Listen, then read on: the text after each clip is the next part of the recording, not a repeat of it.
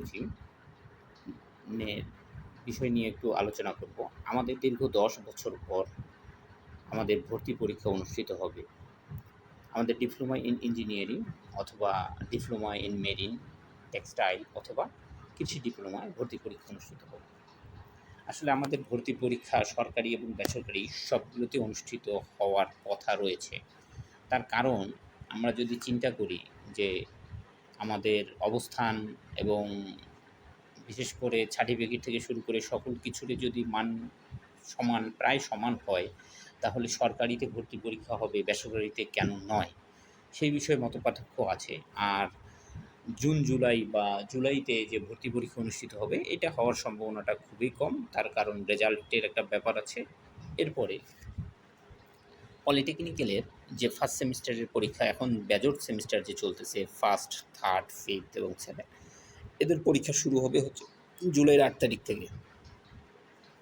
এই জন্য হওয়ার সম্ভাবনাটা খুব বেশি নাই। আচ্ছা, আমি বেশি কিছু বলবো না। আমি তোমাদের জাস্ট ধারণা দেবো হচ্ছে কোন সাবজেক্টে কেমন করে পড়তে হবে এবং কত মার্ক আসে। আজকে আমি সর্বপ্রথম আলোচনা করব হচ্ছে বাংলা নিয়ে। তারপরে আমি পর্যায়ক্রমে প্রত্যেক সাবজেক্ট নিয়ে আলোচনা করব ইনশাল্লাহ। প্রথমে হচ্ছে যেহেতু বাংলা আমাদের কোশ্চিন হবে, বাংলা খুব কম মার্ক আমাদের হয়।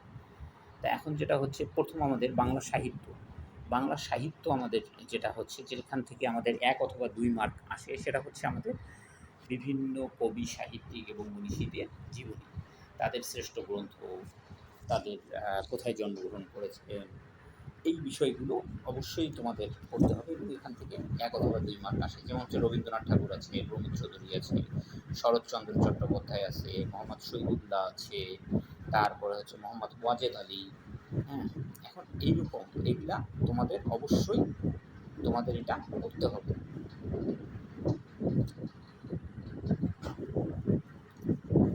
এইভাবে কিন্তু আমাদের কিন্তু আছে এখানে কাজী নজরুল ইসলাম আছে, মোতাহার হোসেন চৌধুরী আছে, সৈয়দ মুস্তফা আলী, মানিক বন্দ্যোপাধ্যায়,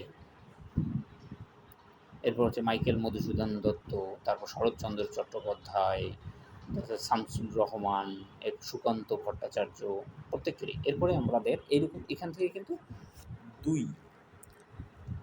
মার্কের কোশ্চিন হয়, বিশেষ করে কবি সাহিত্যিকের জীবনীর উপর ভিত্তি করে। তারপরে হচ্ছে আমাদের ব্যাকরণের হচ্ছে যে আমাদের সন্ধি বিচ্ছেদ, আমাদের কিন্তু সন্ধি বিচ্ছেদটা অবশ্যই কিন্তু লাগবে। সন্ধি বিচ্ছেদ আমাদের যেটা হচ্ছে এখান থেকে আমাদের 1 মার্ক আসবে সন্ধি বিচ্ছেদ থেকে। আমরা খুব পড়তে ভালোবাসি, অনেকেই আছে, অনেক জিনিসই আমরা পড়তে ভালোবাসি বাংলায়। তারপরে আছে বাগধারা থেকে আমাদের 1 মার্ক আসবে। এরপরে হচ্ছে এক কথায় প্রকাশ, আমরা অনেকে বিভিন্ন প্রকার এক কথায় প্রকাশ ভাষাতেও ব্যবহার করে থাকি। এক কথায় প্রকাশ আমরা খুব ভালোভাবে পড়ব। এরপরে হচ্ছে সমর্থক শব্দ, এটা আসতেও পারে নাও পারে। তারপরে হচ্ছে শুদ্ধ শব্দ, এটাও আসতেও পারে নাও আসতে পারে, তবে পড়তে হবে। বিপরীত শব্দ, এটাও আসতেও পারে নাও আসতে পারে। তারপর হচ্ছে সমাস থেকে একটা আসবে। এরপরে সমাসের পরে থাকার কথা হচ্ছে কারক থেকেও আসবে।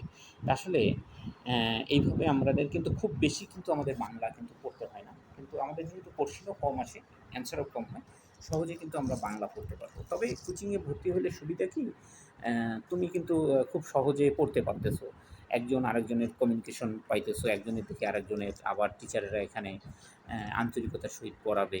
আর বাসায় যদি ভালো পরিবেশ থাকে বা তোমার কেউ যদি গাইডলাইন দেওয়ার লোক থাকে, তাহলে তুমি বাসায়ও পড়তে পারো।